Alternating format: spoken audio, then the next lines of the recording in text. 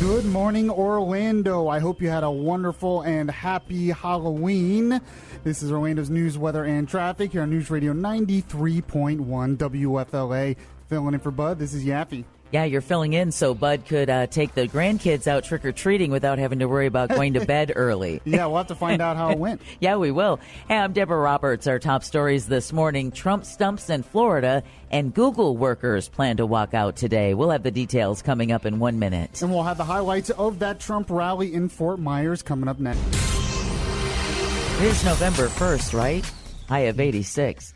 Right now, WFLA News Time at 6:02, and during last night's Republican campaign rally in Estero near Fort Myers, President Trump hinted any migrants in the caravan that reach the United States will be taken into custody. I tell them turn back, and they're not going to be released. It's called catch, but we take the word release out. We're not releasing anymore. Trump was making reference to the so-called catch and release program, where migrants are allowed to live in the United States while their asylum case proceeds through the courts. The president also warned that they may have to get rough with the migrants because he claims there are rough people inside the caravan. This news brought to you by Tresco Bank, Florida's hometown bank. Meanwhile, President Trump says he may send even thousands more active duty troops to the U.S.-Mexico border. 5,000 troops are already set to be deployed by week's end. Talking with reporters at the White House yesterday, Trump said the number could go up to 10 to 15,000. Trump insisted that people in Central American caravans will be stopped from reaching the U.S. He again argued that the U.S. needs a merit-based immigration system and said illegal immigration is very unfair to American citizens. In other news, or in the meantime, if elected governor, Andrew Gillum promises he'll work with Republicans, even one who called him a thief. The Democratic nominee said yesterday he'll cooperate with President Trump and Republican leaders at the state level. Trump supports Republican nominee Ron DeSantis, and this week, Trump tweeted that Gillum is a thief. Gillum says his relationship with the president should have no bearing on meeting the needs of the people, and he'll find common ground where possible to move his agenda. Well, and they'll have to because the legislature is still owned by Republicans. Right, yeah. So there's no way he could just push everything through without their help. And we're seeing that kind of gridlock with everything. So, well, you have to play nice, kids. This is why we can't have nice things. They're not going to listen to you, No, Deb. I know. I can have hope, Mike Yaffee. Yeah. Don't take my hope away. A new poll gives Democrats the lead in Florida's two major statewide races. The Reuters Ipsos University of Virginia survey of likely voters shows Gillum leading the race for governor by 6 points over DeSantis, 50% to 44%. And incumbent Bill Nelson has a 5-point lead over Republican Governor Rick Scott in the U.S. Senate contest, 49% to 44%. But like I always say, it doesn't matter what the polls say. It only matters what happens in the ballots. Well, turnout's going to be a big deal, but we have to remember the primary polls were pretty far off. No one expected Gillum to win by that much, and no one expected DeSantis to win by that much. So that's why it drives me crazy. I mean, we report on them. Yeah. But at the same time, we all know they have no real bearing on what's going to happen because they've been wrong for at least the past 2 years. Yeah, I mean, they can be a decent guide, but you can't just totally take it to the bank. No, because especially when it's that close. I had said there was no way Andrew Gillum was going to win. He was number 5. He was only ahead of his running mate. No one saw it coming. Nobody saw it. I mean, Gwen Graham was leading by double-digit numbers. So, but to your end about this being a very popular election, you're right, because elections officials believe this year's early voting numbers could set records. Statewide, the number of early voters is already higher than 4 years ago. Most of those early voters are doing so by mail, and more Republicans are voting early than Democrats. Bud just woke up in a cold sweat because he hates early voting, as I he's know. talked about many times on the show. Yeah. So he might have just rolled over and from a nightmare, but they're not listening to Bud. They're not listening to any of us. Right.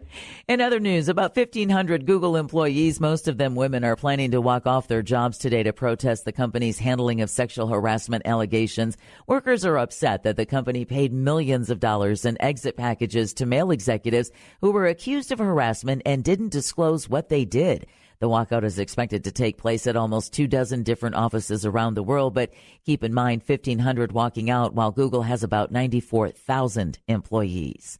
And finally, for the first time ever, HBO is dark on one of its biggest distributors. HBO disappeared from satellite service Dish at midnight Eastern time after the two failed to agree on a new deal. HBO blames Dish, saying in a statement the satellite service has responded to what HBO calls its good faith attempts with unreasonable terms. Dish blames HBO parent company AT&T for taking a more aggressive stance with its pay TV partners. Dish represents 2.5 million subscribers for HBO. So when Game of Thrones comes back on and this is still happening, there might be riots in the streets. We will be able to hear the screams from right here in the studio. Yeah, absolutely. WFLA News Time at 6:07, and you can read about a Florida mayor accused of asking for sex to install speed bumps. Get the gory details at WFLAOrlando.com. Mike, comment?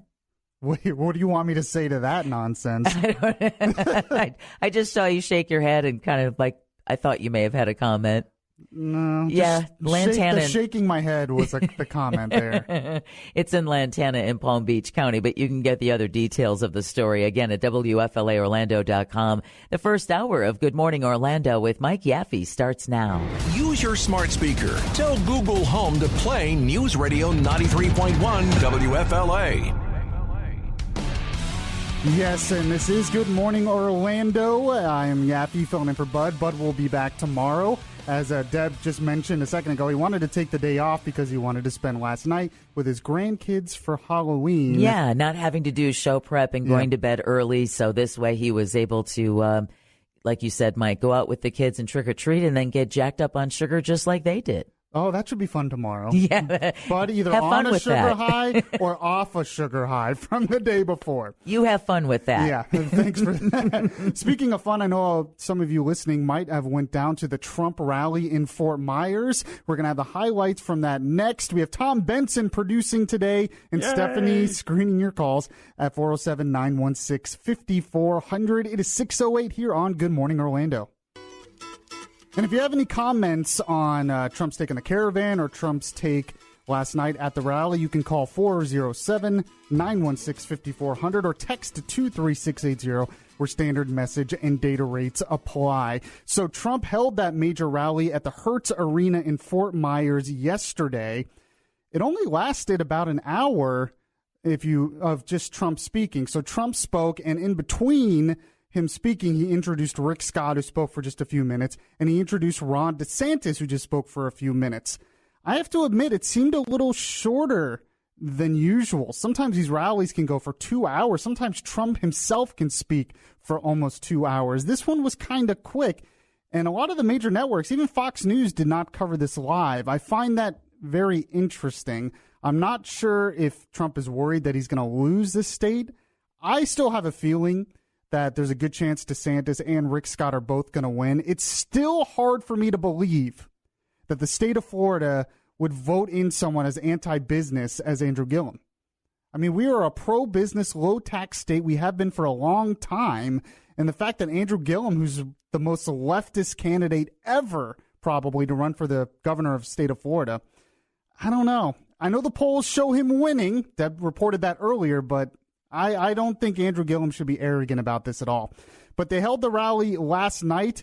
They should have held it in Orlando. I feel a little spurned that they held it in Fort Myers and not Orlando. They should have held it right here. This is the area to win. But you know, whatever. I guess I'll forgive them. But here's some of the highlights from the rally. Here is a little bit of President Trump last night. Yesterday's visit to Pittsburgh was about coming together as a nation to comfort and to heal.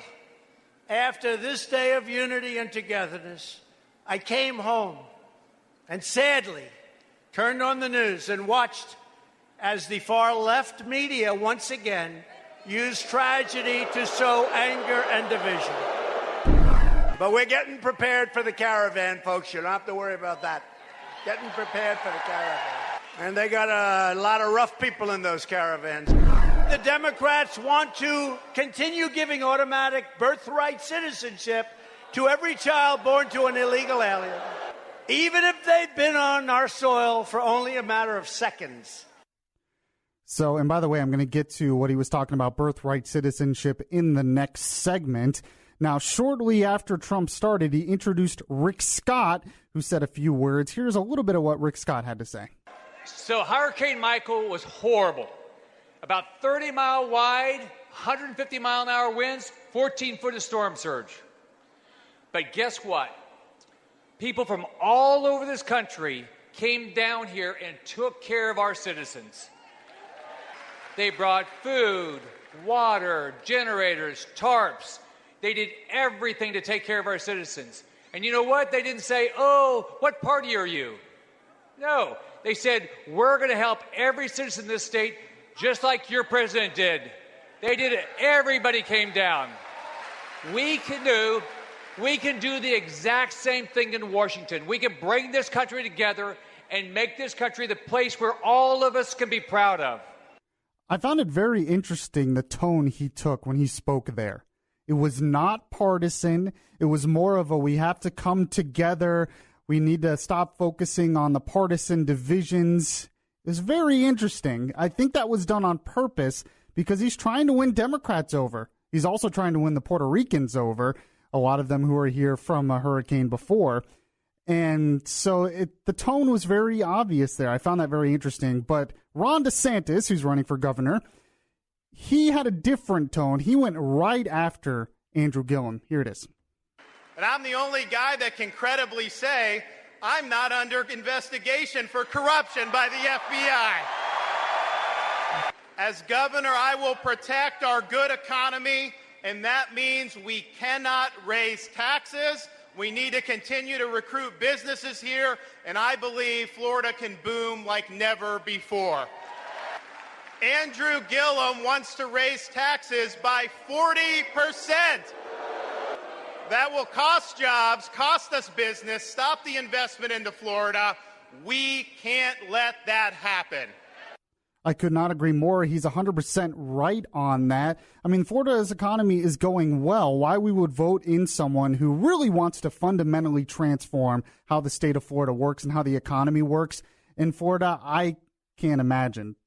Tom Benson, you look like you were eager to say something. Well, the Gillum vote, a lot of the Gillum voters probably don't understand, the devil's in the details. It sounds good to say you're going to tax corporations, but, they don't pay taxes. They pay expenses. So they just trickle down the, whatever the increase is down to us. Well, what you're saying is a lot of people don't understand economics. That's true. Yeah, you're preaching to the choir on that one. In the 7 o'clock hour, though, there is one strategy that Andrew Gillum is playing that really disturbs me and is really bad for the state of politics in this country. We're going to get to that a little bit later. Another reason DeSantis hasn't been doing as well is his campaign has just not been good. I've noticed he has stepped it up a little bit in the last week or two. He's been on more TV and radio shows. He's had more commercials out there. Hopefully it's not too late.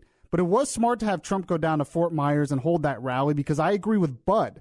Bud says this is all about turnout, and I think he's exactly right. And if you have an election that's about turnout, you have to energize Republican voters. You have to energize your base to actually show up to vote. And the best way to do that right now, especially in the state of Florida, is to have President Trump come out. So speaking of Trump last night talked about birthright citizenship. The debate is still going on, and we're going to get to that next. We have Orlando's news, weather, and traffic in just 2 minutes. News Radio 93.1 WFLA. So actually, let's just go ahead and play Trump at the rally last night talking about birthright citizenship, and he's exactly right about this. He's 100% right. Here it is. Congress has never passed a law requiring birthright citizenship for illegal aliens, and the Constitution does not, I say that to the media, does not require it. Read it. Because illegal aliens are not subject to the jurisdiction of the United States. So, and I totally agree. He's 100% right on that. And one of the explanations I've heard of a lot of different explanations, but that what it means by jurisdiction is literally the soil. So if you're born on United States soil, you're in the jurisdiction, and that's it, you're a citizen. I've heard legal scholars out there actually make that argument. If that's true, why would you even put it in there? Why would you have that caveat in the amendment saying, and the subject to the jurisdiction thereof, if you really didn't need it? If it just meant the same thing as the first part of the amendment? It really doesn't make any sense. The fact is there's two kinds of jurisdiction. There's territorial jurisdiction and there's political jurisdiction, which has to do with, right to vote and stuff, allegiance to the country. For instance, when a tourist comes to the U.S., they are under territorial jurisdictions where they have to follow the laws of the U.S. while they're here. But when a tourist is in the U.S., they don't have the right to vote. They don't have the right to Social Security. They don't have a right to welfare benefits. That's what it's talking about here. It's talking about the second one, political jurisdiction, that you are a part of the U.S. and you're a part of the jurisdiction thereof. It's not that you're just born on the territory. Otherwise, they wouldn't have needed to put that in there. So I agree with Trump that the amendment does not include illegal immigrants. There was no way that they thought, they didn't even think about that back then, but there's no way that it should include someone breaking the law to enter this country. That being said, I don't think you need a constitutional amendment to change this, but it's going to be extremely difficult to change it by executive order. In fact, even Trump mentioned this yesterday before he went to the rally. He was talking to the press, and this is what he said. I believe that you can have a simple vote in Congress, or it's even possible, in my opinion, this is after meeting with some very talented legal scholars, that you can do it through an executive order. Now, I'd rather do it through Congress because that's permanent, but we can certainly do it through, I really believe we can do it through executive order. So there you go. He was making the point that really needs to be done by Congress, because if you do it by executive order, the next president, if the next president happens to be Democrat, that president could come in and just change it. So you have to make it permanent. And the way to make it permanent is to have Congress do it. There are some other legal implications as well. This could go all the way to the Supreme Court. It's going to go into the courts as soon as Trump does it.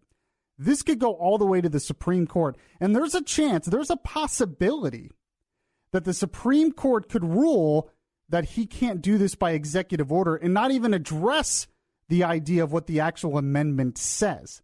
So it's possible it could go all the way to the Supreme Court. The Supreme Court could strike it down just because the executive order part, and then the other question would still be up in the air. This is why it has to be done through Congress. And luckily, you have Senator Lindsey Graham, who's supporting Trump on this. He tweeted out, "Finally, a president willing to take a stand on this absurd policy of birthright citizenship." Then he says he plans to introduce legislation along the same lines as the proposed executive order. I think he's exactly right to do this. I think Congress needs to step up. This is very smart politically by Trump.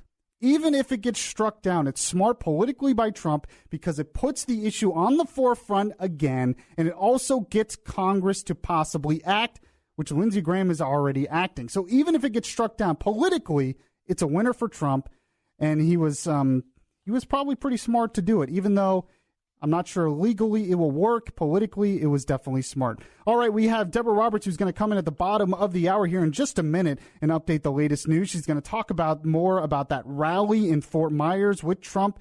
And Florida Democrats, of course, had to trash the rally. It's 6:29 here on Good Morning Orlando.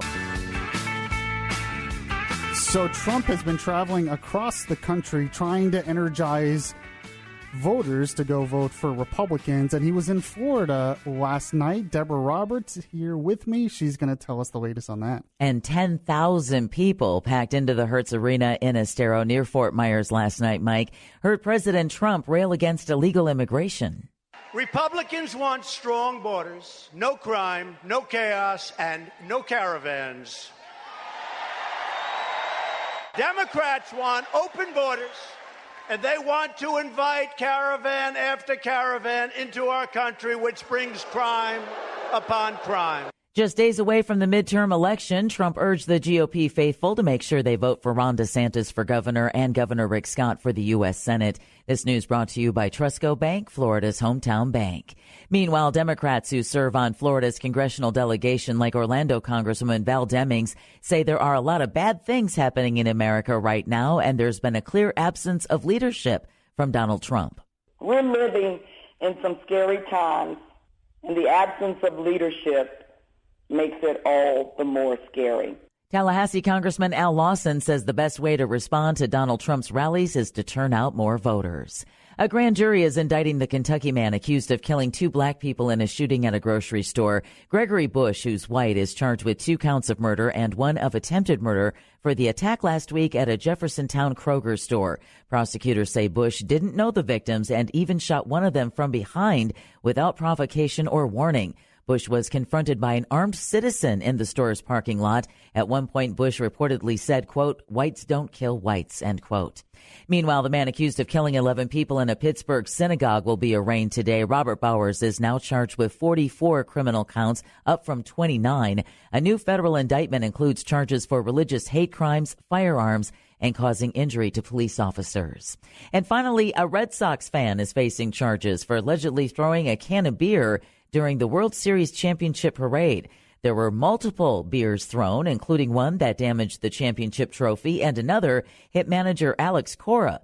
Charges of assault and battery with a dangerous weapon and disorderly conduct have been brought against Patrick Connolly. He allegedly threw that beer that struck Cora.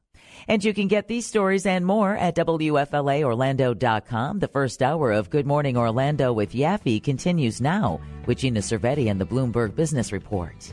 Yes, Gina Cervetti is joining us from New York City. Good morning, Gina. How are you? Good morning, Michael. I'm well. How about yourself? So, I'm doing really well. Did you have a good Halloween? Good, yes. I was just telling somebody else we had a lot more kids come to the house than I thought. We ran out of candy. Wow. Yeah. That's good. How about that?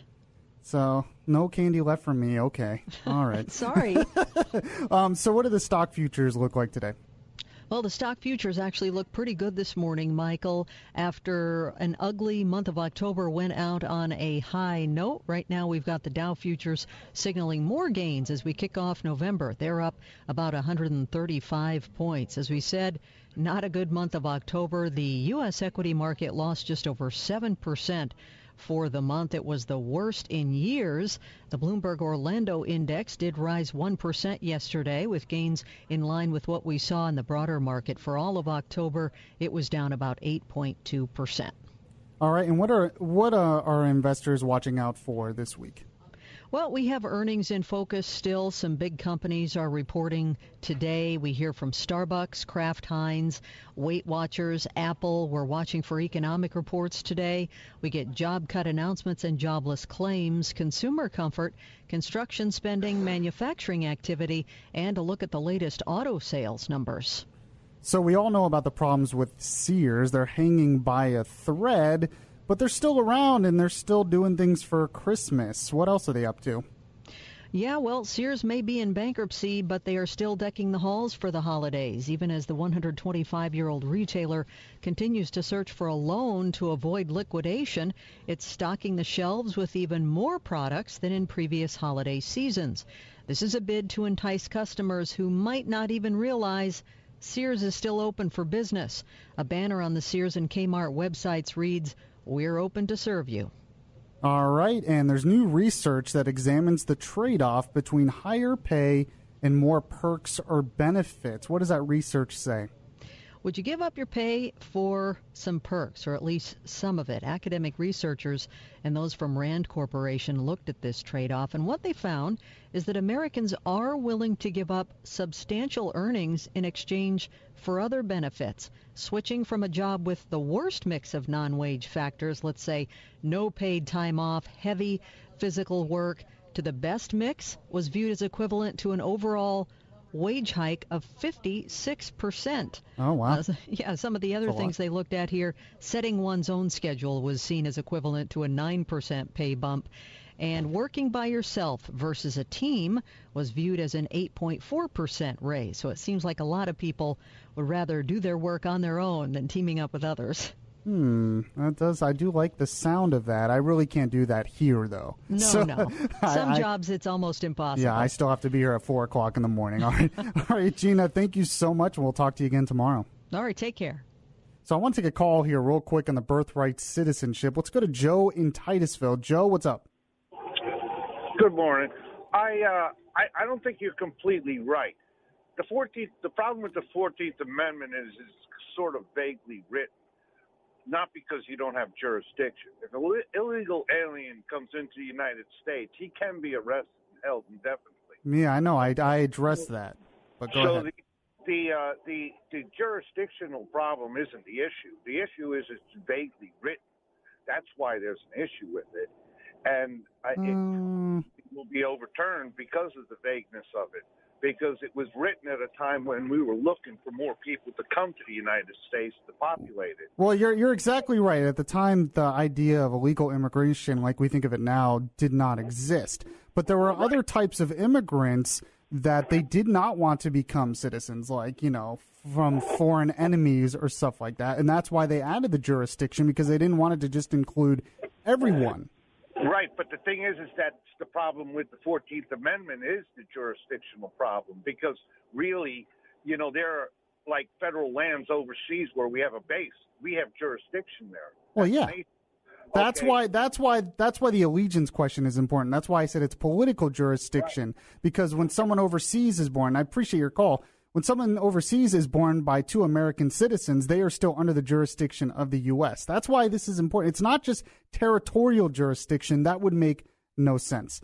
All right, the media, at least on CNN and MSNBC and stuff, they have really covered this synagogue shooting the most irresponsible way imaginable. I'm going to give some highlights of that. And we have Orlando's news, weather, and traffic in just 2 minutes. News Radio 93.1 WFLA. And this is Yaffee filling in for Bud. Bud will be back tomorrow. I have to say, the way the mainstream media, when I say that, I'm talking your New York Times, your CNN, your MSNBC, ABC, obviously not Fox News, but the way they have covered the aftermath of what happened at that synagogue, the mass shooting there over the weekend, it's really disgusting. It's really outrageous. I mean, with the mail bomber, you can almost kind of make the connection there, because the mail bomber was a big Trump fan. So there's at least some connection. I don't think Trump's responsible. He's never called for that kind of violence against Democrats, but you can at least kind of make the connection. There is no connection with Trump and this anti-Semite who shot up that synagogue. But the media are desperate to make that connection. In fact, Trump mentioned that last night at the rally. Yesterday's visit to Pittsburgh was about coming together as a nation to comfort and to heal. After this day of unity and togetherness, I came home and sadly turned on the news and watched as the far left media once again used tragedy to sow anger and division. That's what they're doing here. They are most certainly using tragedy to sow anger and division.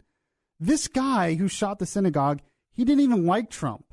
He had been on anti-Semitic sites for a long time. Anti-Semitic attacks, even in this country, have been going on for years. It's not new. I guarantee you, if Trump never won, if Trump didn't even exist on the political landscape, I guarantee you that this attack probably would have still happened. This had nothing to do with Trump. And the fact that they're trying to connect it is disgusting. And here's some examples of that happening. Actually, here is Don Lemon on CNN talking about it. A right-wing group killed the woman in Charlottesville. This guy is a right-winger who killed the people in the synagogue. The right-wingers sent bombs to CNN and to Democrats. I don't see Democrats killing people because of political. Yeah, there may be Democratic operatives who are out there saying. It's almost a year to the day when Steve Scalise, well, it's a little bit more than a year, when Steve Scalise was shot and almost killed on a baseball field by a person who was a Bernie Sanders supporter who was targeting Republicans specifically. How can Don Lemon say that with a straight face? This is so much bigger than, oh, it's just the right wing.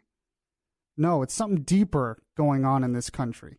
But the fact is, that guy who interrupted Don Lemon at the end, he was exactly right. Somebody tried to kill Republicans, and it was a Democrat, a Bernie Sanders supporter. Unbelievable. Okay, here's another example. This is Brian Stelter on CNN.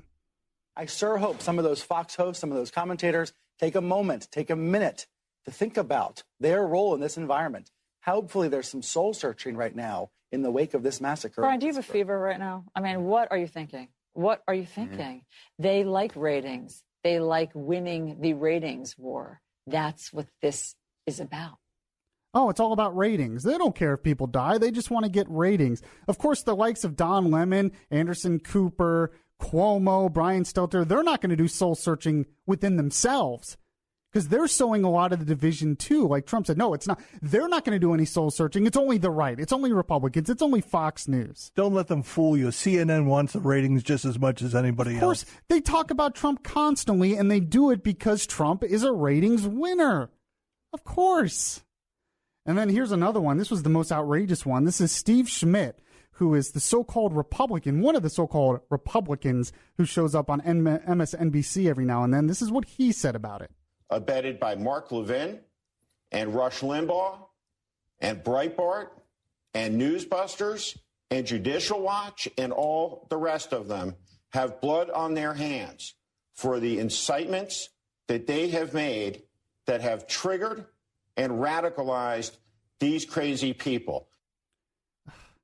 This guy was not triggered by talk radio. Do you understand what they're doing here, though? They're not attacking Fox News or talk radio. They're attacking you, the audience who listens to those programs, who watch those programs. That's what they think of you. The millions of people that watch Fox News and listen to talk radio, they see you as crazy. They see you as right-wing extremists who are almost bent on violence. That's what they think of you. This is most outrageous, and it's really outrageous because the synagogue thing had nothing to do with this. He was triggered by anti-Semitic views that were spreading online. That's what triggered this guy, and that's been going on way before Trump got into office. 407-916-5400. You can text to 23680 where standard message and data rates apply. But there's one liberal host out there, at least former host, who might have actually got it right, at least a little bit, on the media reaction to Trump. We're going to get to that and have Orlando's news, weather, and traffic in just 2 minutes. News Radio 93.1 WFLA. So, believe it or not, Jon Stewart, who used to host The Daily Show, obviously on the left of the political aisle, but every now and then he'll say something that actually kind of makes sense. We'll be honest. He was talking with Christiane Amanpour, CNN host, and they were talking about the media and the media's reaction to Trump and what's going on with that relationship. And he said a couple things that I found very interesting, and I think he's almost right. I don't agree with everything he said here. I'm going to tell you why in a sec. But here's their conversation. You know, this guy he's giving you all cash, the cash flow in the Trump era for these TV stations and for these... Can I say that might have been an issue, and maybe it still is an issue for the people who are the bean counters, but we, the journalists, I think, believe that our job is to navigate the truth and to do the fact-checking and all the rest of it. So I think that's what motivates a lot of people. But I think the journalists have taken it personally. Okay, they're personally wounded and offended by this man. He baits them, and they dive in. And what he's done well, I thought, is appeal to their own narcissism, to their own ego. Because what it says is these are the journalists stand up and say, we are noble, we are honorable, how dare you, sir? And they take it personally. And now he's changed the conversation to not that his policies are silly or not working or any of those other things. It's all about the fight. He's able to tune out everything else and get people just focused on the fight. He's going to win that fight. So this is where Jon Stewart is right. One, he is getting them focused on the fight. And yes, Trump will win that fight. The media can't win that fight. Two, Jon Stewart's exactly right. One of the reasons the media, these, the CNNs of the world, are so upset at Trump is because they're offended. He's actually attacked their ego, their own narcissism. That was Jon Stewart's words. These media types that are attacking Trump, they're like, what? We're the media. We're noble. We're just out for the truth. And you're an evil politician. And Trump says, no, you're not. You're out for ratings? You're out for this? You're partisan? And they're like, how dare you, sir? I'm a part of the media. And Jon Stewart's sitting there, and I think Jon Stewart's right. Jon Stewart said, look, he's totally played on your own narcissism and your own ego. To act like you're perfect, people don't buy that. The majority of Americans don't buy that, even if they are on the left side. A lot of them don't trust the media. And Trump goes after that. And Trump's going to win this fight. But I think where Stewart is wrong is it's not just that.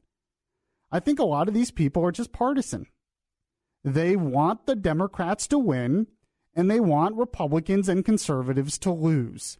They believe in leftist ideas and leftist policies, and they hate conservative ideas and conservative policies. That's a big part of it. When you're talking about the Don Lemons of the world, they don't believe in conservative policies, and they're going to do what it takes to stop it. That's why they're offended, because Trump is just pointing this out. I think Trump goes too far when he calls them the enemy of the people. I don't like calling someone an enemy just because they disagree. I think that's going a little too far. But I think he's exactly right that the media is sowing division. They're just as responsible for sowing division and polarization in this country as Trump. And I think Jon Stewart was right about that part as well. Their ego and their narcissism is offended, and that's part of the reason why they hate Donald Trump. All right, Deborah Roberts is about to join me in the studio. She's going to talk about some of the details of the rally last night where Trump was in Fort Myers with Ron DeSantis and Rick Scott. It is 6:59 here on Good Morning Orlando. Good Morning Orlando. This is Orlando's news, weather, and traffic here on News Radio 93.1 WFLA. I hope you all had a wonderful and happy Halloween. And filling in for Bud today, this is Yaffee. And I'm Deborah Roberts. And our top stories this morning: Trump stumps in Florida and Bernie Sanders campaigns for Gillum at UCF. We'll have the details coming up in 1 minute. And speaking of Andrew Gillum, there's something he's been doing a lot while he's been campaigning and in debates that I really don't like, and we're going to get to that next. And good Thursday morning at 7:03 on News Radio 93.1. President Trump is pushing back against the idea that the 14th Amendment of the Constitution protects birthright citizenship and says Democrats are in favor of birthright citizenship. And the Democrats want to continue giving automatic birthright citizenship to every child born to an illegal alien, even if they've been on our soil for only a matter of seconds. However, many legal scholars disagree, pointing out the primary purpose this amendment passed was to guarantee the rights of freed slaves. Trump claims birthright citizenship is costing the U.S. billions of dollars. Trump held a rally last night in Lee County for Republican nominee Ron DeSantis and others at Hertz Arena in Estero that also included Governor and Senate nominee Rick Scott. Trump praised Scott for doing an incredible job in response to Michael and other hurricanes. This news brought to you by Trusco Bank, Florida's hometown bank. Senator Bernie Sanders says the choice for Floridians on Election Day could not be clearer. Speaking at a rally for Democratic candidate Andrew Gillum at UCF yesterday, Sanders says the Tallahassee mayor is prepared to make government work for all of the people, not just a handful of special interests. But the former presidential candidate also had a warning for his audience. But let me be again very blunt with you. Your ideas about economic justice and social justice and environmental justice and racial justice, they don't mean anything unless you participate in the political process, unless you come out to vote. Sanders then led the crowd on foot to an early voting center on campus. Meanwhile, a woman is facing charges for disrupting an event at USF. School police yesterday arrested 23-year-old Victoria Royal after she ran topless through the campus rec center. It happened while Vermont Senator Bernie Sanders was giving a speech in front of about 700 people. There's no word on a motive, but Royal is facing charges that include exposing sexual organs. The man accused of sending pipe bombs to CNN, high-profile Democrats and others, had apparently been planning the crime for at least several months. Prosecutors say that shipping labels matching those found on the packages were saved on Cesar Sayac's laptop as early as July. They were in a file that also included the address of South Florida Congresswoman Debbie Wasserman Schultz, which was used as the return address on those packages. Now, while evidence against Sayac continues to be collected, prosecutors say that what has already been found so far is, quote, overwhelming. And finally, as the midterms approach, a lot of college students are eligible to vote for the first time. Many of them, though, won't exercise that right for what seems like a pretty silly reason. According to a recent study in Virginia, a large number of college students aren't mailing in their absentee ballots because they don't know how or where to buy a stamp. My brain just is not where I thought you were going with this at all. No, I didn't think this was where I was going to go with this either. So when I saw the story, I was like, what? Actually, kids, hilarious. This shouldn't stop them because the U.S. Postal Service will mail absentee ballots even if they don't have postage. Instead of returning the ballot, instead of returning the ballot to the sender, they charge the local election board. Oh, that's interesting. I didn't know that part, but please pass the word along. Well, I mean, please. Do they just not know that post offices still exist? Like, even if you don't know where to get a stamp, you would think I could at least get it at the post office. This is the last thing I expected to read. Wow. Well, I mean, I guess Google where to get a stamp. Yeah, good point. Just Google it. Man, I worry about next generation. I worry about growing old. I mean, I can understand it a little bit because they don't use regular mail as much as previous generations. But Google it. But you think you could call your local elections office instead of just I don't know. I'm not going to cast a ballot. Why not try to figure it out? Try to solve the problem. Not just get. Wow. All right. Man, I'm starting to sound old, old and crotchety. That's okay. That's okay. Just Google it, guys. WFLA News Time at 7:07. Read about a daycare under investigation for running, of all things, a fight club at a daycare. Oh.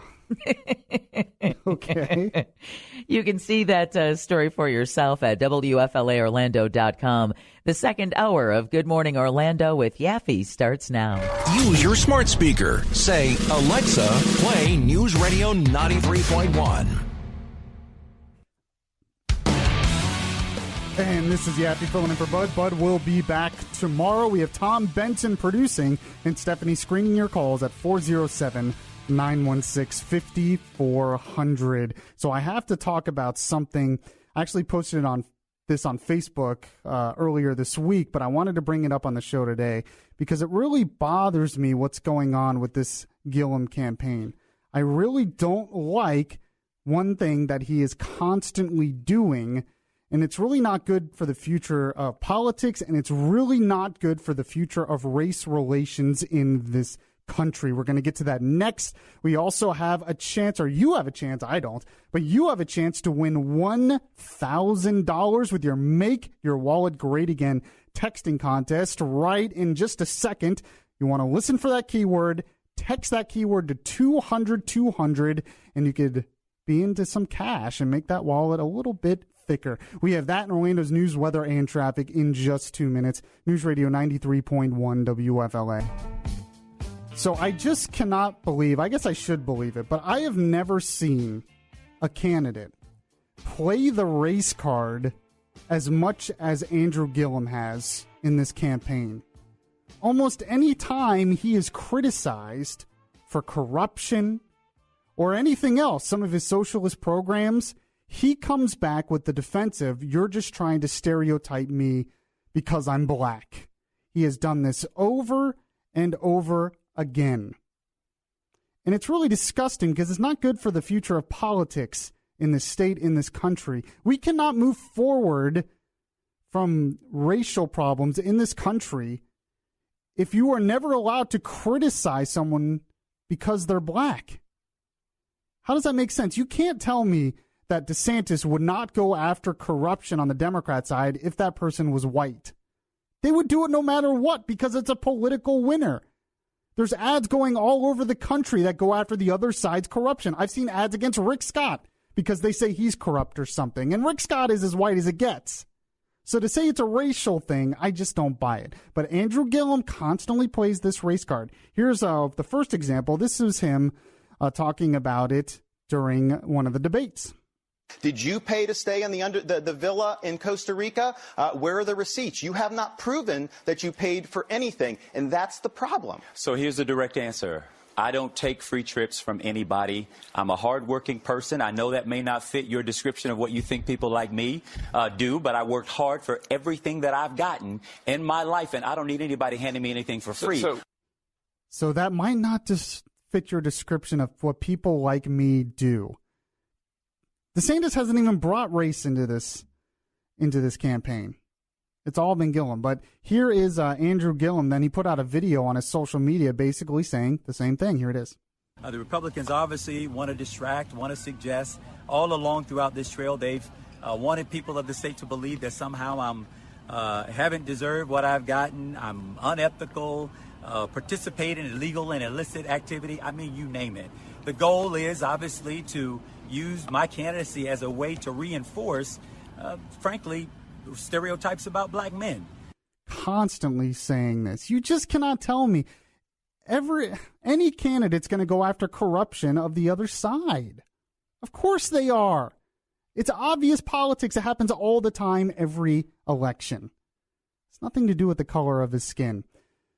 And here's the third example. He did it again. He was on The Daily Show recently, did an interview there, and brought up the same point. Here is Gillum. Mr. DeSantis is probably given too much harbor to racists and xenophobes and anti-Semites. He himself, when he became the Republican nominee, went on Fox News and said to the voters of Florida not to monkey the state up. Right. Race has been an issue from the very beginning in this campaign, not because I introduced it. I mean, one, I'm kind of black, like really black. What DeSantis and Trump want to do is to drag me into the gutter with them, right? Because they can survive getting dirty. I can't survive getting dirty because what they want to do is have me fit a stereotype. I got to be cool and collected and precise.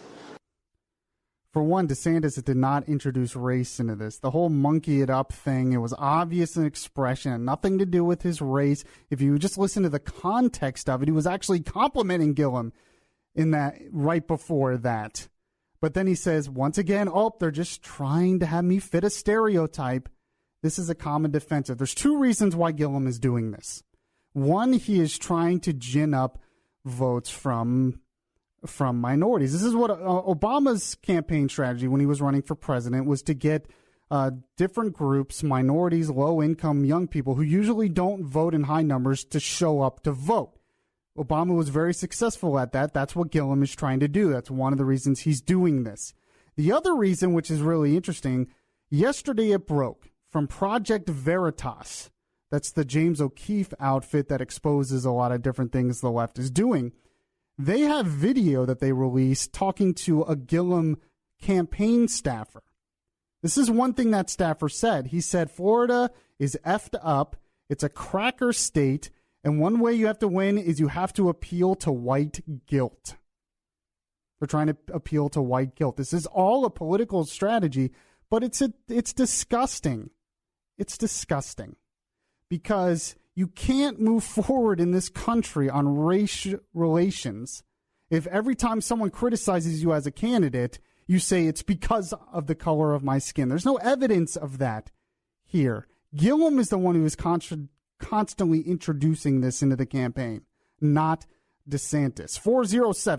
407-916-5400. You can text to 23680 where standard message and data rates apply. So there's one amendment on the ballot that Bud has talked about, and I've seen commercials for, and there's a commercial out there that I agree with what the commercial wants, but it's very, very misleading. We're going to talk about that next. It's 7:20 here on Good Morning Orlando. Yes, and this is Yaffee filling in for Bud. Bud will be back tomorrow. If you want to follow me on Twitter, you can follow me there. Just search at Beyond Reason R. Beyond Reason R. I call it that, my Twitter handle, because that's the name of my show, Beyond Reason Radio, which you can find in the podcast on iHeartRadio. Just search for Beyond Reason Radio. Let's take a call here. We've been talking about the local elections, Nelson versus Scott, Andrew Gillum playing the race card. Let's go to Alan in Maitland. Alan, what's your take on this? Well, I was looking at the ads, and always something sticks in my craw with the Nelson ad is the reference to the $1.7 billion fine that Scott paid for Medicare fraud. First of all, which, by the way, is a corruption accusation. It's incorrect. Yeah, you're right. The facts behind that is the fact that, one, he was the president and CEO. He didn't own the company. So it was the company that paid the fine. The second thing is this came from buying a South Florida hospital chain that kept 2 sets of books. When they bought the company, they knew about the first set of books. Interesting. The people who were working for him did not do due diligence in verifying the information before they put the offer on the table. Once the offer is on the table, Columbia HCA owned the corruption. Wow. But it wasn't their fault. It had nothing to do with Scott. Interesting. I didn't know all those details. I'll have to look more into that, but I really appreciate you calling and giving us that information. I used to work for him. Oh, for Rick Scott? I'm not in favor of him at all because he pays real cheap. But the facts are the facts. Interesting. It doesn't even like him that much. Oh, I appreciate that, Alan. By the way, the other point I was making is that is the Democrats accusing Rick Scott of some type of corruption. So are they doing it because Rick Scott's white? Is that racism or something? In the logic of Andrew Gillum, the reverse, that's what he's been saying. By the way, I had someone on my Facebook, Tom Benson, who said that DeSantis is racist because he's been calling Andrew Gillum by his first name. During the debate, he kept calling him Andrew. So that's racist. As if he's talking down to him? Yeah. So by calling someone, if you call, a black person by their first name, I guess I seriously had someone on my Facebook say that. What's really interesting, though, is what I pointed out to that guy is he did the same thing to Adam Putnam. When he was debating Adam Putnam, he kept calling him Adam. So he's racist against Adam Putnam, too? You know what I always say? Ridiculous. You know what I always say? Call me anything you want, just don't call me late for dinner. Nice old expression there, Tom. Oh, let's take another call real quick. Olin in Palm Bay. What's up, Olin? Hey, good morning, Yaffee. In the governor's race, it will be decided by the independent, no-party affiliation voters. I went to the Florida voter registration and found there are 13 million voters in Florida. There are 5 million registered Democrats, 4.5 million registered Republicans, and 3.5 million registered no-party affiliation, believe it or not. And Gillum supposedly has a 6-point margin, leading by 6 points. That no-party, that could evaporate immediately, don't you think? Well, it could, but from what I've seen in some of the latest exit polls, which, believe them or not, but some of the latest exit polls have shown that most of the independents right now are voting Democrat. Oh, is that right? I heard that on the news last night, yeah. I mean, it's still early. These polls have been wrong. Exit polls, are not even as good, but that's what I heard. Yeah, and one thing I wanted to say is the independents, we don't really know how they're going to vote because they didn't have any primaries, did they? Like That's the true. Republicans Yeah. to choose theirs, the Democrats to choose theirs, the no-party affiliation, they didn't have any people running. And, I know a lot of conservatives who are independents. They're very conservative. They usually vote Republican, but they're registered independent because the party's not conservative enough for them. So, I mean, to say that that's going to go to the Democrats, who knows? It's still too early. It's going to be about turnout on Election Day, I think.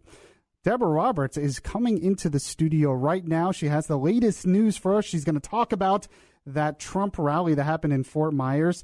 An airport to ask for a safer-looking plane arrival emoji. Okay, didn't even know there was like an emoji for that, but we'll talk about that next, 7:30 here on Good Morning Orlando. Well, all right, Mr. Benson with the bump music again. Yeah, I know you are always happy when Benson's here for the music every time.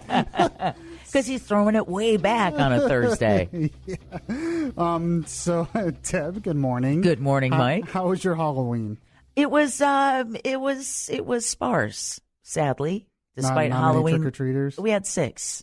Aww. 3 teenagers in the first group who didn't even bother with a costume, which in my opinion, if you're a teenager and you come to my door asking for candy, you're basically just panhandling. Oh, yeah, they're just freeloading at that point. They're freeloading. I mean, come on. And then the second group of 3 teenagers attempted at a costume with masks that were on top of their head, but didn't come with any bags to collect the candy, so we just put it in their hands. That shocks me. As a kid, that was like one of the first things I made sure I had. Exactly. It was something to carry it all so I can get as much as possible. And how big is that? You know, are you going to carry the pillowcase or the great big brown grocery bag? Of course. Usually it was pillowcases with me. Yeah. Well, last night it was mostly the plastic bags you get from the grocery store. And in, like I said, the case of the last 3 kids, nothing. I mean, I feel like if they don't dress up, you should just not get candy. I feel the same way, too. Or charge them a fee. Exactly. But I like my house, and I didn't want it to be egged, and I like my car. I didn't want it to get keyed. See, that's why they do it. They know that they can scare you into it. Exactly. So, how was your Halloween? Well, I was mostly working, so I didn't really get to do much. But my girlfriend and I are going to be celebrating Friday night. Oh, yeah? Now tell us how you're going to be doing that.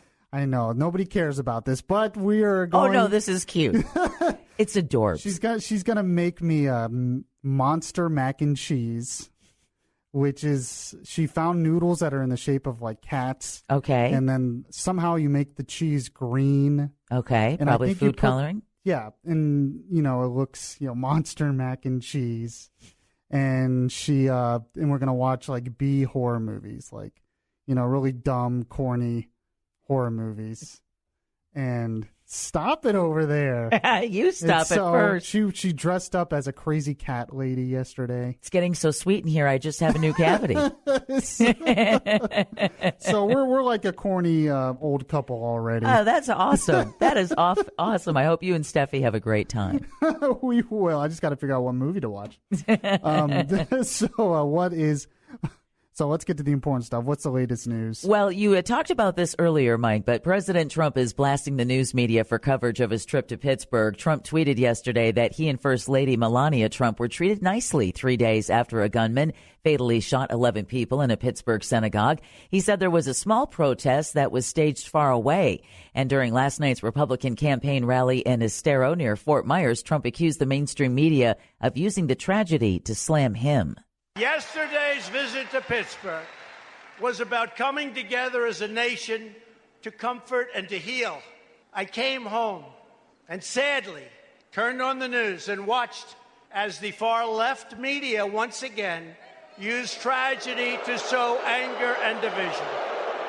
Trump said it was disgraceful. This news brought to you by Trusco Bank, Florida's hometown bank. Well, with the little time I have left, Mike, let me tell you about airports asking for a safer-looking plane arrival emoji. The Dallas-Fort Worth Airport Twitter account actually is the one that got the ball rolling with a request to Unicode, asking that the plane's image not tilt nose down toward the runway. Yeah. They asked for a re-angling on behalf of pilots everywhere. Probably a good idea. It probably is. In fact, others chimed in very quickly. Memphis International Airport called the emoji, quote, a little too crashy. Yeah, well, St. Louis Airport tweeted. That's the best word I could think of. Exactly. St. Louis Airport tweeted, thank goodness someone said it. The familiar blue and gray airplane arrival emoji made its debut actually back in 2014. Oh, really? Yeah. That is true, though. It is a little crashy. Yeah. It's a little crashy. I never really thought about it before, but they're right. Yeah, let's tilt that thing up a little bit. Exactly. I like the idea of that. All right, Deb, thank you so much, and we'll see you at 8 o'clock. You got it. So we have the Sound Judgment game coming up next, 407-916-5400. We have Taste of Orlando tickets. You want to call right now, though, 407-916-5400. I have a Halloween candy related question. I'm sure you'll be able to get it right, so call right now for Sound Judgment. We have that and Orlando's news, weather, and traffic in just 2 minutes. News Radio 93.1 WFLA.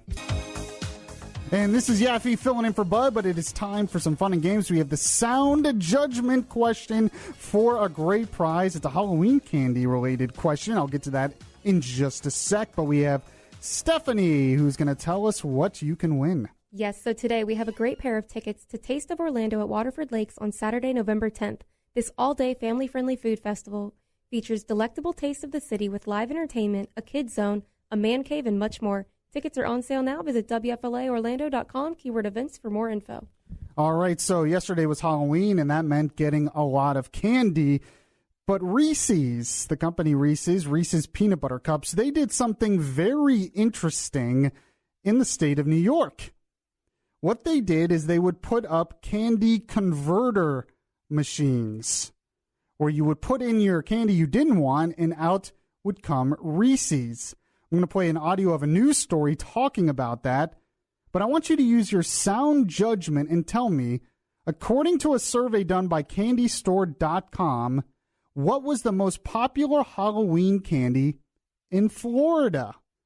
It was not Reese's, that's the hint for you, but what was the most popular Halloween candy in Florida? Now here's the audio. Have you ever wanted to swap the Halloween candy you didn't want with some candy you do want? Well, a couple of New Yorkers will be offering that option. People working with Reese's Peanut Butter Cups will be setting up what they are calling a candy converter. Look at that. It's like a vending machine. The converter will allow kids to swap any Halloween candy they don't want with Reese's Peanut Butter Cups. Assuming you like those peanut butter cups, this might be a good option for you. Again, this machine is only in New York. Sorry, Michigan, but the machine can handle about 10,000 of those little candies. So you would put it in the machine. It would take the old candy and give you Reese's. I like that idea. I wanted it in Florida. They didn't have it. All right. But the question is, according to CandyStore.com, what was the most popular Halloween candy in Florida? Let's go to line 2. Line 2, what do you think? Oh, it's got to be the favorite of all time, which is Twix.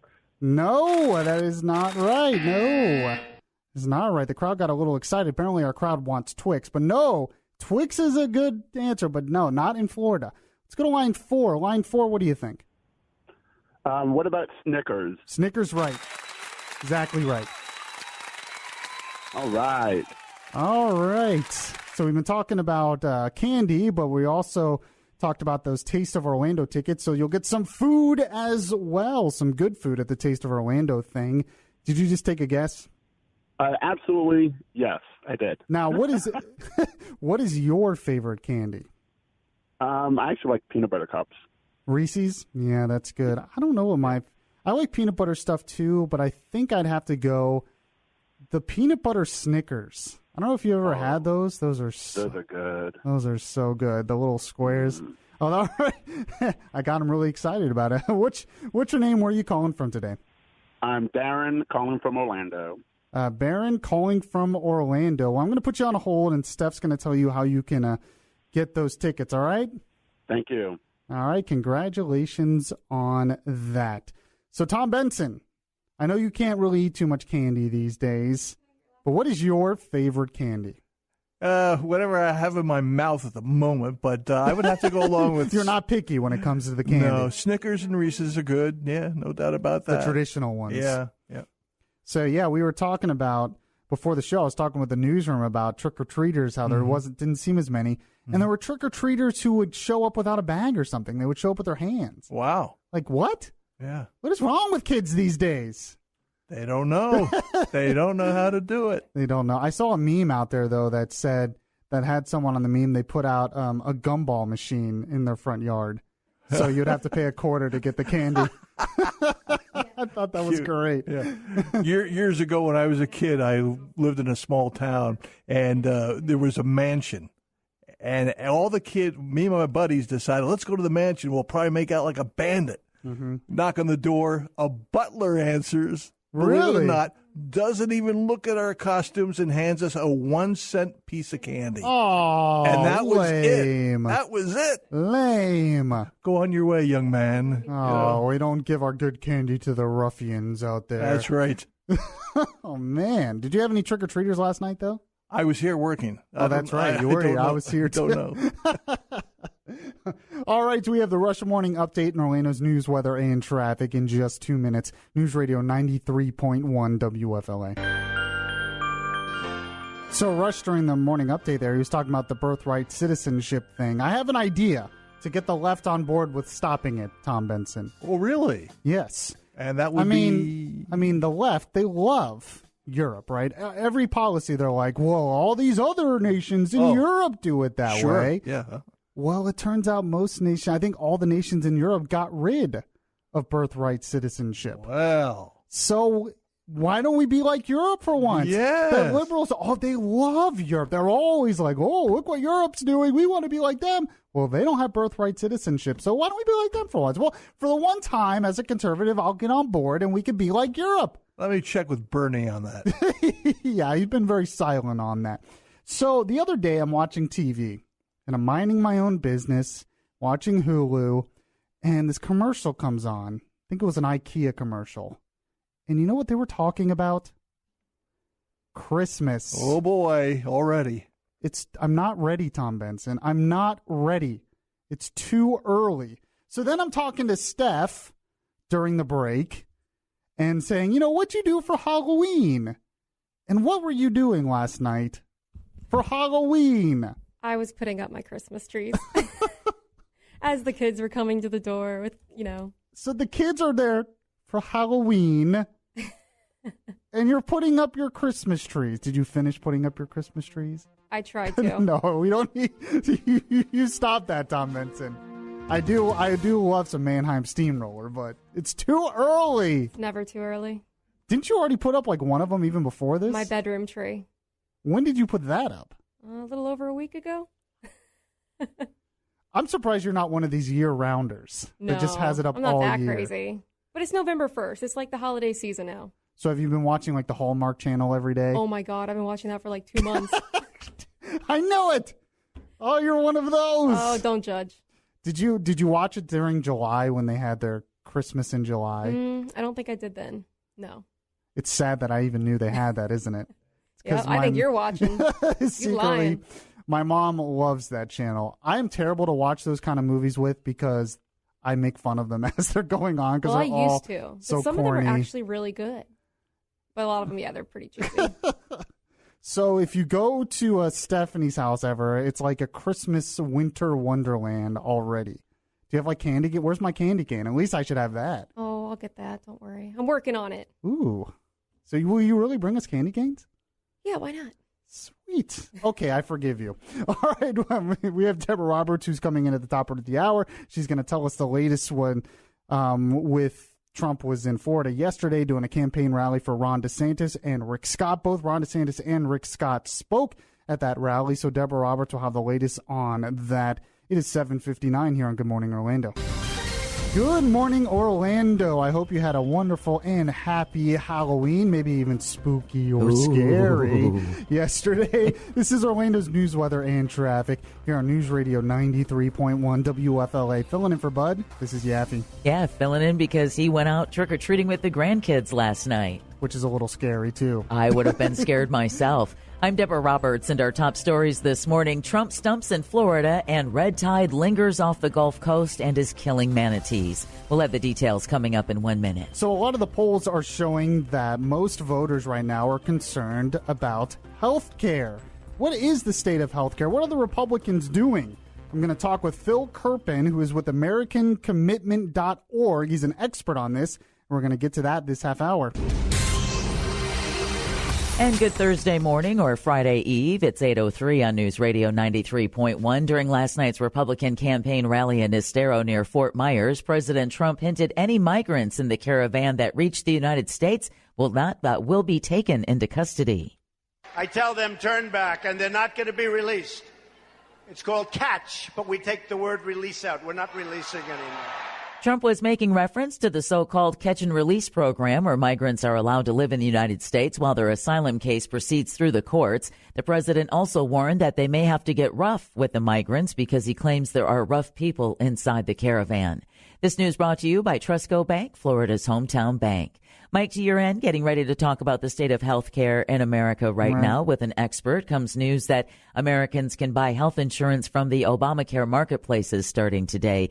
The Affordable Care Act marketplace is scheduled to be open for 6 weeks. This year will be the first time consumers can purchase short-term health plans that will have lower costs but also offer less coverage.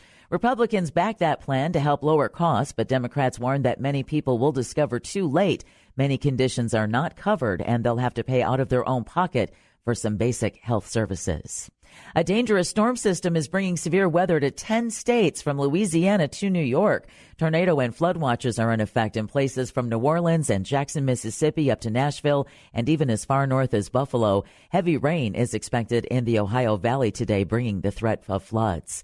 Back in the Sunshine State, red tide is blamed for the deaths of at least 10 manatees off Florida's Gulf Coast and Pinellas County, and that's just over the past month. Dr. Tracy Fanara of the Florida Fish and Wildlife Conservation Commission says the red tide toxin is being eaten by the manatees, ending up killing them.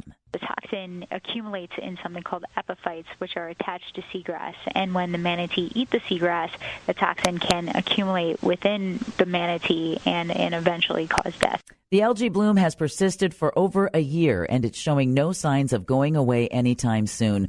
Fanara says the FWC is seeing consistent levels of red tide off Pinellas County and increased levels to the south off Sarasota County, which could mean dead fish again washing ashore and beachgoers again experiencing respiratory problems and basically just running away from the beach. In the meantime, state money is on the way to help pay for the cleanup after red tide hit the Space Coast. The Florida Department of Environmental Regulation has approved a grant of nearly $75,000 for Brevard County. The algae bloom left dead fish washed up along Melbourne and Cocoa Beach. The Florida Fish and Wildlife Conservation Commission indicated yesterday that Brevard's red tide has gotten patchy, thankfully, and may be moving away from the shoreline. Oh, good. Yeah, finally some good news on that. And finally, Florida passed a law back in March moving the state to daylight saving time year-round. Governor Rick Scott signed it, but still my favorite day of the year where you have to set your clocks back an hour this Saturday night or Sunday morning at 2 a.m. Yay, it's time to fall back. The Sunshine Protection commits Florida to year-round daylight saving, but first Congress has to allow it. Now, some studies have suggested crime is lower during daylight saving time, and others have suggested energy costs are also lowered. Currently, most of Arizona, Hawaii, territories, and various Native American nations are exempt from daylight saving. Isn't that why they extended it a few years back? Yeah. Because of the energy costs? Yes, exactly. Exactly. And, you know, it also means people can enjoy restaurants longer. You'll go out more because there's more daylight, but still, we get an extra hour of sleep. Yes. I'm thinking positive. That's what I want. I wouldn't mind changing it if the whole country does it. I don't want just Florida doing it. That's just too much for me. It would be too confusing because we'd be the only state on the eastern seaboard. Right. And can you imagine travel? Yeah. That would be. And we're like the travel destination. Exactly. Why would we make it worse? We don't need more people. WFLA News Time, it's 8:07. And you can read about a Florida mayor accused of asking for sex to install speed bumps. You can get the story at WFLAOrlando.com. The third hour of Good Morning Orlando with Yaffee starts now. News, weather, and traffic for the best audience in talk radio. This is Good Morning Orlando on News Radio 93.1 WFLA. And this is Yaffee filling in for Bud. Bud will be back tomorrow. If you want to follow me on Twitter, you can. Follow me at Beyond Reason R. So in the next segment, I'm going to talk with Phil Kerpen. He is with AmericanCommitment.org. He has been all on what's going on with Obamacare, what's going on with healthcare, what Trump and the Republicans are doing about it. A lot of this stuff has not been reported, but it's really a big deal because when you look at most of the polls say healthcare is the number one issue. Also, DeSantis was at a rally last night with Trump, and he had talked about healthcare. We're going to get to all of that in just a second. We have Tom Benson producing. We have Stephanie screening your calls at 407-916-5400. We have a word from Deb, then your chance to win $1,000 with the keyword contest. Just text the keyword to 200-200. Your chance to win. It's 8:08 here on Good Morning Orlando. And this is Yaffee filling in for Bud. So when you look at some of the polls, like this poll from the Kaiser Family Foundation, they asked voters, what is the top issue on your mind right now?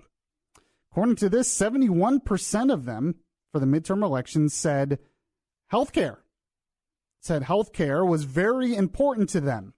Now, one of the reasons I believe this is the case is because nothing else is going badly. Everything else is going well.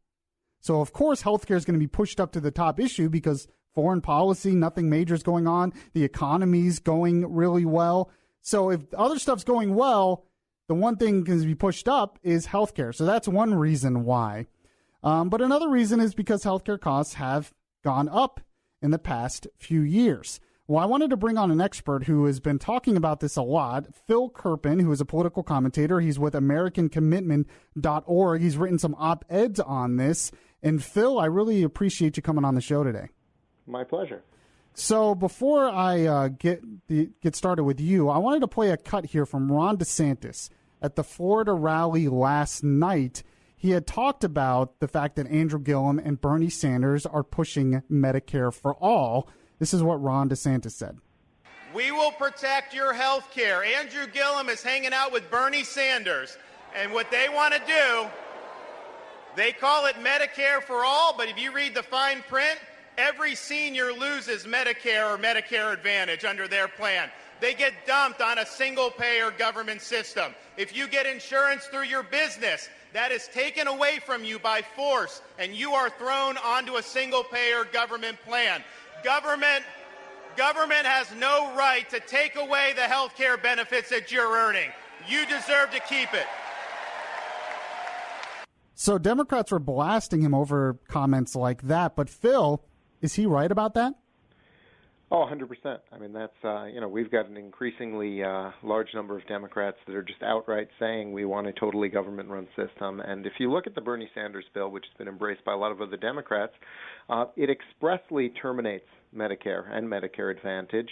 It expressly prohibits private health insurance, except for very limited supplementary insurance for stuff that's not covered by the government system. So basically, it bans all of the current health insurance in the United States, both government programs and private insurance, and it puts everyone into a single government-run system. It's actually one of the most extreme socialized medicine proposals in the entire world. Yeah, I was going to say, I don't even think Canada does that. Very, very few countries have anything like that. Wow. Well, the closest is probably Great Britain, but most of the other Western European countries have much more of a hybrid where there is still a role for private providers, private insurance. They're not just proposing a government takeover, a socialized system. They're proposing one of the most extreme forms that anyone has ever proposed, and the price tag for it is over $30 trillion. It's about $32 trillion, according to a Mercatus analysis which that Bernie Sanders said is accurate. Which they're embracing, aren't they? Isn't Bernie Sanders embracing they are, it? But there's a big flaw in that analysis. It assumes, because they were following Bernie Sanders' assumptions when they did that, so I don't blame the guys who did the scoring, but it assumes a 40% cut in reimbursements for doctors and hospitals. Now, if you really think that doctors and hospitals are going to take a 40% cut, you're crazy. That would never happen. They have far too much political power, and as a practical matter, I don't think they can make their numbers work with that. And so if you assume that doesn't happen, then the number is going to be a whole lot higher than the already eye-popping $30 trillion. Then you have to ask, how the heck are they going to raise the taxes to pay for that? How can you actually make that work from a revenue standpoint? And so it's a deeply flawed proposal, but Democrats are increasingly moving in that direction. And it's interesting because when they proposed Obamacare, a lot of us said this won't work. It's designed to fail. It can't possibly work. The Democrats are just trying to destroy the private insurance system so they can say, hey, we tried, and then put us in a single-payer government system. And they all swore we were lying. That's crazy. They would never do that. Yep. And here we are, a scant, 8 or 9 years later, and now we've got more and more Democrats just openly saying, oh, yeah, we want single payer. We always did. I mean, I said on the air years ago, and so did Bud, who hosts the show, that this is just a stepping stone, that they're going to come back and they're going to say, well, Obamacare didn't go far enough. So what we have to do is go all the way to single payer. People like you and I were called fear mongers for saying they that. called us liars. Yeah, we got fact checked and debunked and Pinocchio'd and all of that. It's right in your face right now. So why are the Democrats embracing this now? Well, I think they can't lie and say Obamacare worked anymore. It's too obvious to too many people that it hasn't worked, and that in particular the costs that they promised. Remember, Obama kept saying you're going to save $2,500 a year instead. For most people, their health insurance costs doubled approximately. Yep. Mine went up. Obamacare came in 2014. Some people, it went up more than that.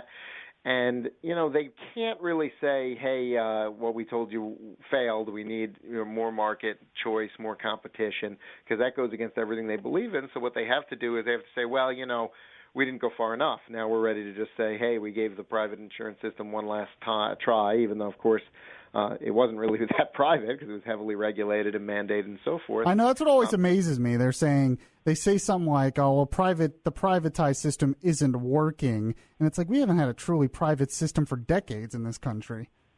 Well, exactly. I mean, going back to World War II, when wage and price controls came in, that was sort of the original sin of American health care, because wage and price controls came in World War II. The IRS said health benefits would be exempt from that, and so, health care became tied to employment in this country, which has created a lot of problems, because for most people, they don't see how much their health care costs, although increasingly they do, because a lot of employers who can't afford it anymore are putting more of the premium on their employees, and so that is changing a little bit, but that was the original problem, why we didn't have a functioning marketplace, and so people didn't know what things cost and didn't care what things cost. And frankly, Obamacare has only made it even worse. There's been another layer of government bureaucracy on top of the insurance company bureaucracy. Phil, I want you to hold on just for a minute here because we have to take a break, but I want to talk to you about what Trump and what the Republicans are doing to make things better that really isn't getting enough attention. And I got to tell you, it frustrates me the Republicans are not campaigning on it more. It seems like they're not even talking about healthcare as much. We're going to get back to you in just a sec. We're talking with Phil Kerpen, who's with AmericanCommitment.org. He's really good when it comes to this healthcare stuff. He's been writing op-eds about it. It's not getting enough attention. It will on this show. We have that in Orlando's news, weather, and traffic in just 2 minutes. News Radio 93.1 WFLA. And this is Yaffee filling in for Bud. We've been talking with Phil Kerpen, who's with AmericanCommitment.org. He has been writing op-eds, lots of op-eds and different things on healthcare and Obamacare. And the Democrats have really been campaigning on healthcare for the midterms. They think it's a winning issue for them. The polls do show that the majority of voters care about, that's their number one issue right now. And we were talking about the problems with the Democrats' proposal, Medicare for All. And Phil, I wanted you to highlight, though, because you had wrote about this as well, what are some of the good things that are coming out of healthcare from what Trump and the Republicans have done? Yeah, it's really funny because there's this Democratic talking point that President Trump has sabotaged Obamacare, and really there couldn't be that couldn't be further from the truth. Obamacare was really, really failing under Obama and the Democrats. I mean, we had gigantic premium increases every year, 30, 40, 50%, year after year after year. Under the Democrats in the individual market. It was totally dysfunctional. Really, only subsidy-eligible people, for the most part, were going there because if you had to pay with your own money, it was just way too expensive. And then on top of that, we were punishing people for not buying it because even though they couldn't afford it, they were being punished with the individual mandate penalty tax. 80% of the people who paid that tax made $50,000 a year or less. And so we had a totally broken, dysfunctional market that was getting more and more and more expensive. And if you couldn't afford it, you were being punished with a penalty tax for that, which was a really indefensible state of affairs. And the number of participating insurers also kept going down year after year after year, to the point where last year, 2018, 39% of the counties in the country and 56% of the counties in the country and 10 whole states had only one insurance company left in Obamacare. So what President Trump and the Republicans did is they said, look, we're going to get rid of this penalty. We're going to make Obamacare voluntary instead of mandatory, and they repealed the individual mandate penalty, probably the most hated part of Obamacare. And they're going to pursue a variety of deregulatory approaches, things like association health plans, short-term health plans, health reimbursement arrangements. The idea being we're going to open things up and give people more choice. Maybe they don't want all the bells and whistles that are in an Obamacare plan. Maybe they want something less expensive. Maybe they want something with a different provider network. And by the way, that also makes the Obamacare plans have to compete with things that are not Obamacare plans. Yeah. And for the first time ever this year, for 2019, average premiums in Obamacare are flat. They're not up. They're actually down a couple of percent nationally after increasing dramatically every year under Obama. So if it's a sabotage, it's the worst sabotage ever. I was going to say, Phil, I noticed this year, because my company's doing open enrollment right now, I noticed this year I have more options. So I actually have the option to choose a cheaper plan if I want to. It has a higher deductible, but it still gives me the option to pay less every month. And as a young, healthy person, for the most part, I think that's a good thing. I mean, don't you? Yeah, absolutely. The Democrat philosophy is people are people are incapable of making choices for themselves, of assessing risk, of figuring out what health plan makes sense for them, and therefore we need to ban everything except the one thing we want them to have, and we need to make that mandatory with a penalty tax. That's the philosophy of Obamacare and the Democrats, and of course now they want to go even further and say there's only going to be one plan, it's going to be run by the government, and everyone's going to be in it. The Republican philosophy is let's have as many choices as possible, let people decide what makes sense for themselves. And these short-term plans are really the best example of this. This is over on the individual market side. I just pulled up the numbers for Florida. The individual premiums in Obamacare for an individual, for one person, in 2017 in the state of Florida averaged $378 a month. The average premium for a short-term plan, which can exclude pre-existing conditions, doesn't have to cover all of the exact benefit package of Obamacare, so it's not totally apples to apples, but it's attractive to a lot of people. The average premium on a short-term plan in Florida is $115 a month. So $378 for Obamacare, $115 for a short-term plan. And most of the short-term plans don't have limited provider networks. And so, whatever the benefit is, you typically get it no matter what provider you go to. That can be very important compared to Obamacare plans that typically exclude a lot of the hospitals, and you got to be careful with the networks and so forth. And so, it's really important, I think, for people to have those choices. Does it make sense for everyone? No. You got to read carefully, make sure that it makes sense for your situation. But if it does, you can save an awful lot of money. And every Senate Democrat recently voted to undo President Trump's deregulation of short-term plans, to essentially cripple them. Every single Senate Democrat, including Bill Nelson, voted for that, which is basically saying, look, I don't think the people of Florida are competent to decide what health plan works for them, so I just want them to be in mandatory Obamacare, or maybe even worse, I want them all to be in a government-run single-payer system. That's the Democrat philosophy. So I think we have a very stark contrast with Republicans favoring more choice, more variety, lower costs, and Democrats kind of saying, no, you don't know what's good for you. It's going to be one size fits all. Well, Phil, you got a lot of information in that half hour. We're just flat out of time, but I really appreciate you coming on and educating us on that. And they can find your stuff at AmericanCommitment.org, right? That's it. All right, Phil, thank you so much, and we'll get you on again sometime in the future. Have a good one. You too. All right, and then we have Deborah Roberts in the studio right now. She's going to update Orlando's news, weather, and traffic in just a couple minutes. And this is Yaffee filling in for Bud. By the way, if you want to follow me on Twitter, you can at BeyondReasonR. And joining me in the studio right now, once again, the one and only Deborah Roberts. How are you, Deb? I'm fat and sassy, Mike. How are you? No, you're not. Yeah, I am. Every time we have this argument. All right, what's the latest news? Well, President Trump has a warning for those worried about border security. At a rally in Lee County last night, Trump said a vote for the Democrats in the midterms is a vote for open borders. He told the crowd at Hertz Arena in Estero that Democrats would put a flashing sign on the border that says, "Come on in." He also vowed to build a wall on the Mexico border and said it was insane to give citizenship to children born here to illegal immigrants. This news brought to you by Trusco Bank, Florida's hometown bank. You should have read my news tease, Mike, because you have a big day in store for you. I had a guest on, and it's all right. And it's time for guys to show off their cooking skills because it's National Men Make Dinner Day. Is it really? Yes, it is. I mean, I make dinner for myself all the time, but... Well, the annual holiday was created for men unlike yourself, Mike, who don't know how to cook very well or aren't as familiar with kitchen appliances. I'm very familiar with the microwave. I am, too. That's my favorite appliance. That one and the coffee maker. Yeah. There are some rules for today, though. Whatever you cook, you have to include 4 ingredients that you buy yourself. You also have to use at least one cooking utensil, like a spatula, stirring spoon, or some tongs. You also have to do all of the cleanup on your own. It's officially November, so today's good practice for Thanksgiving. Wait, but so I have to cook for Thanksgiving too? I don't know. It depends. You'll have to invite Steffi over tonight, your girlfriend of almost 6 months, and she might be listening. Yeah. I've cooked for her before. Well, you can cook for her again today on National Men Make Dinner Day. No, Tom I'm thinking Benson, about you know what I would cook.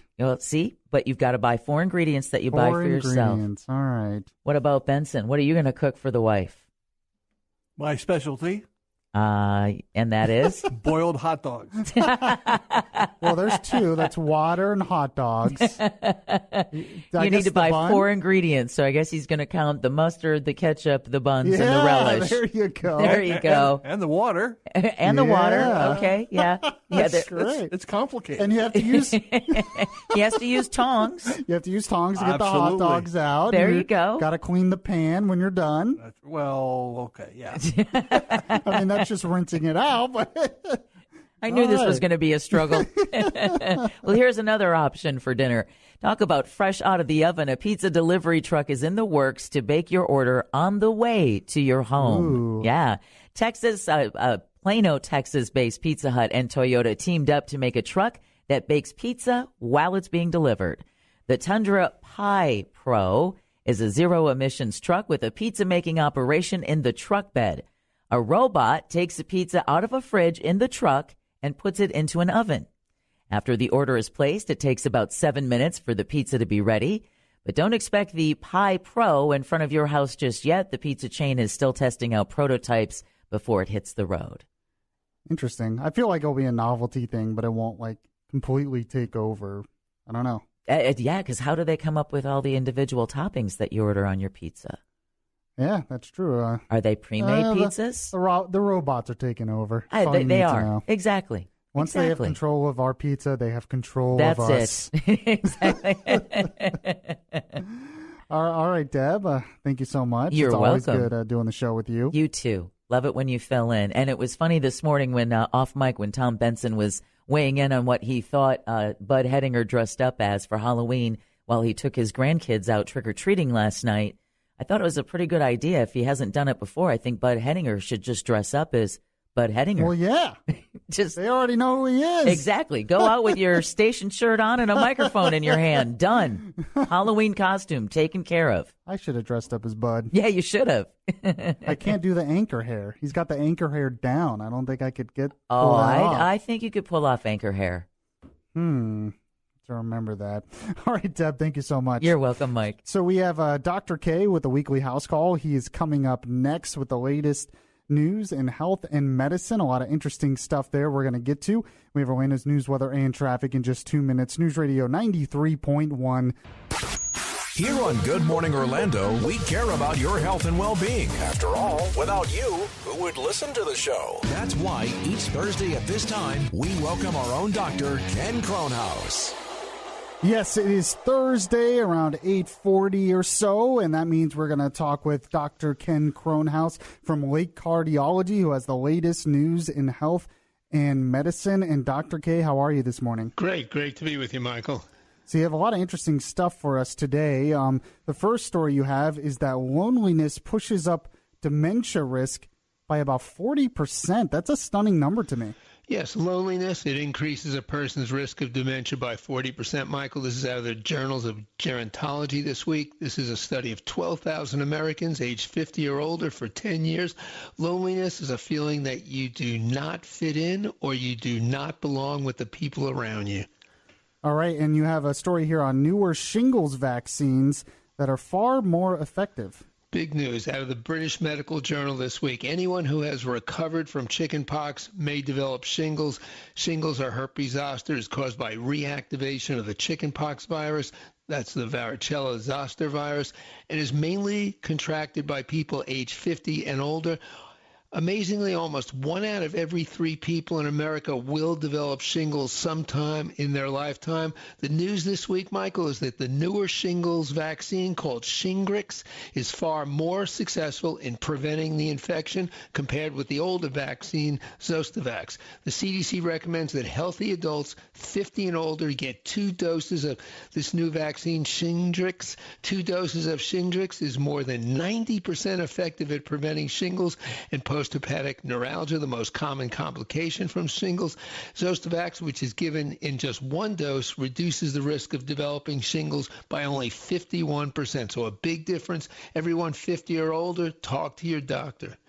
And speaking of new drugs, new prescriptions out there, the FDA has approved the first new flu drug in 20 years. Which one is that? Xofluza, big news out of the FDA this week. For the first time in 2 decades, yes, Michael, the FDA has approved a new type of antiviral flu drug. So this is not preventing the flu. This is once you get the flu. This is not a vaccine. The single oral dose of Xofluza is for the treatment of uncomplicated flu in patients aged 12 and older who have had symptoms for no more than 48 hours. So it's important to call the doc before you pass that 48-hour point. Xofluza, it's unique in that it acts to inhibit replication of the flu virus at a step much earlier than the current medications available. The drug requires just 1 tablet, reduces and shortens the duration of bothersome symptoms, and may reduce risk of complications such as developing pneumonia.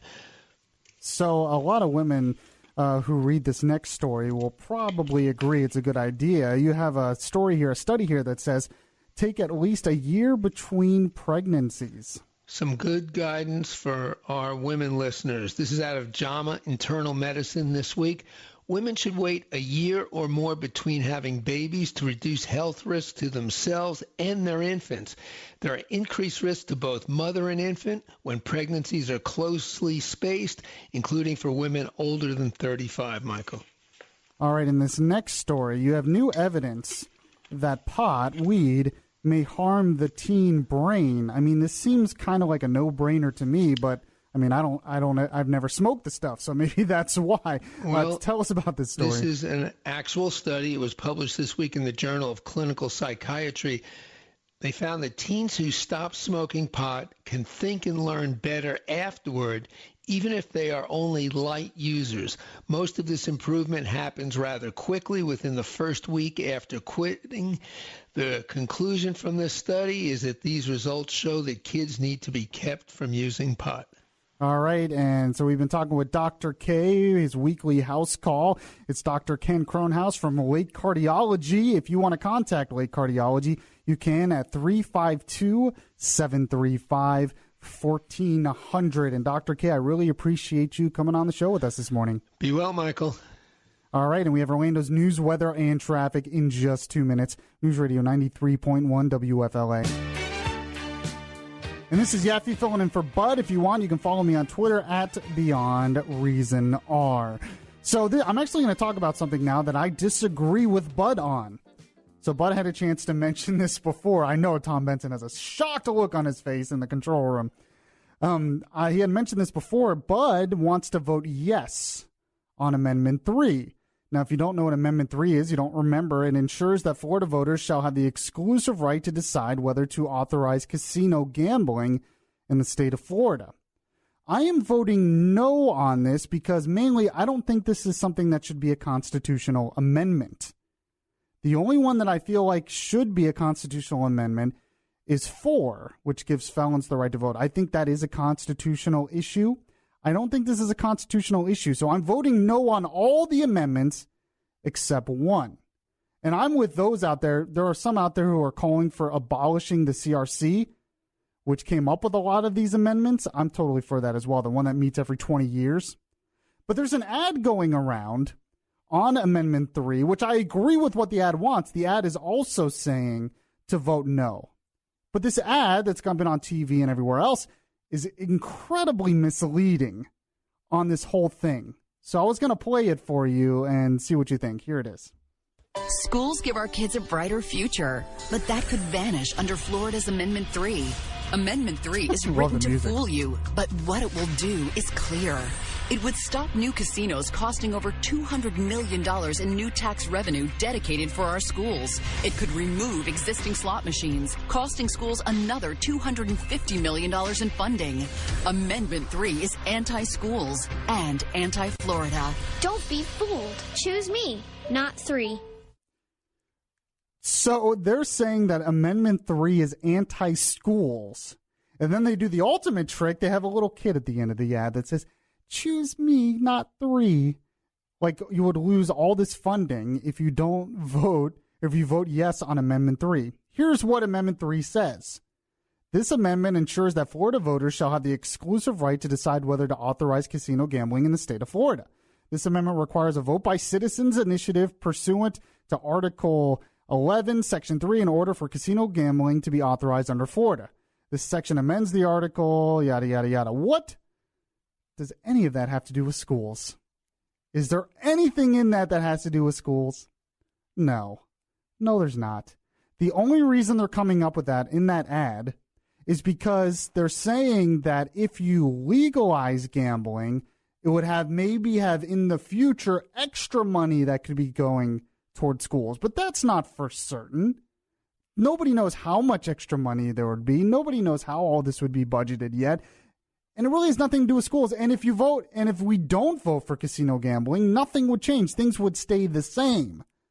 That ad makes it seem like you would get rid of all this money and you're saying no to the kids. No, you're not saying no to the kids. You're just saying no to casino gambling. Well, the other perception is here that if you vote yes on Amendment 3, the people of the state of Florida are going to vote no on casino gambling. So that's why a lot of people who are against casino gambling in Florida want to vote yes on 3. I'm not so sure that's the case, though. I think gambling is a lot more common and not as stigmatized as it used to be. I could totally see eventually the voters in Florida eventually voting, hey, let's bring in casino gambling. I mean, I don't see what the big deal is. Most people I see gambling in casinos are old people, old retired people. I mean, I'm just saying, but I'm voting no on it because I think it should be more up to the local counties, and I don't think it's a constitutional issue. But that ad was incredibly misleading. All right, I appreciate you joining me on the show this morning. Bud will be back tomorrow. Hope you all had a wonderful Halloween last night, able to get a lot of candy, able to have fun with your family. And I'll end the show just like Bud always does. God bless you, and God bless America. Catch you next time.